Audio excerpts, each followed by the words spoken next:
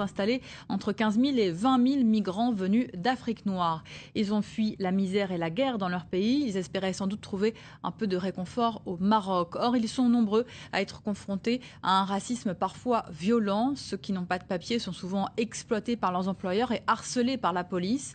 Certaines femmes affirment même avoir été violées. Des accusations confirmées par les organisations des droits de l'homme et les syndicats marocains.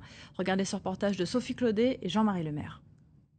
En tant que centrale syndicale, nous étions conscients de la situation des migrants. Les migrants en provenance d'Afrique noire seraient entre 15 et 20 000 au Maroc. D'après l'Organisation démocratique du travail, ici en Réunion à Rabat, la très grande majorité d'entre eux sont sans papier. Une situation qui conduit souvent à leur exploitation.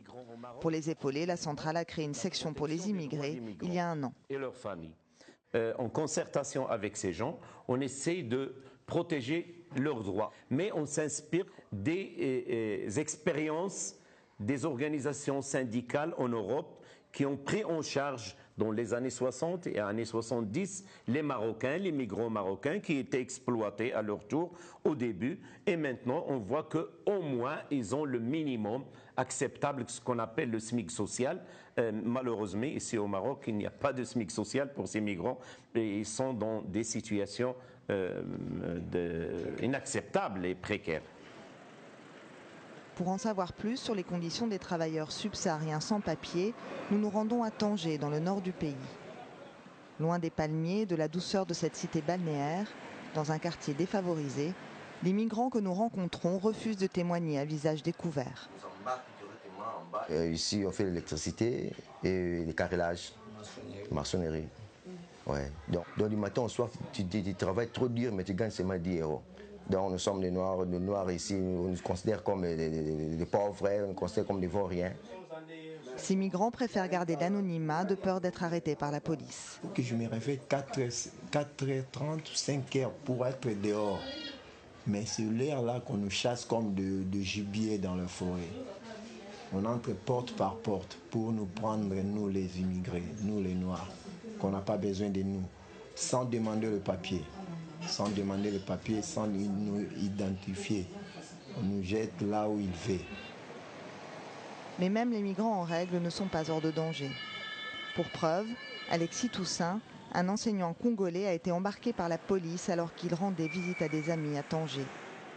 Il n'a pas survécu à son arrestation. Un ami arrêté avec lui fin juillet accuse.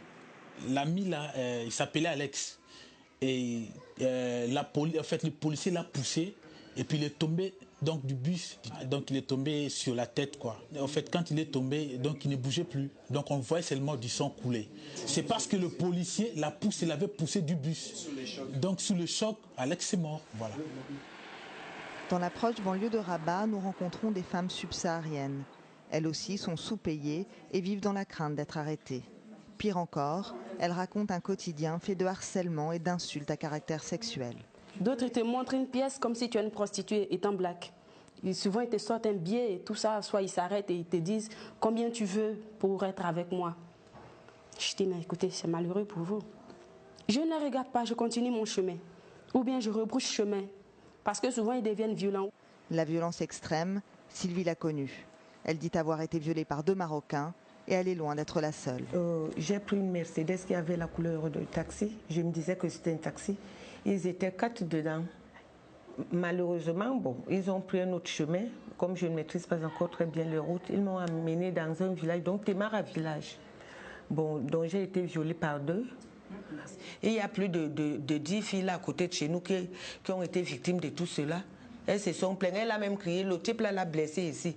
Que fiche le camp Asia.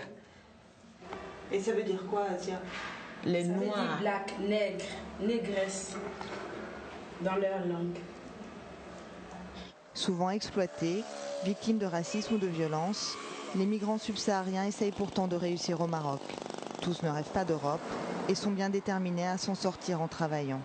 Surtout quand rentrer dans leur pays miné par la guerre ou la misère n'est pas une option.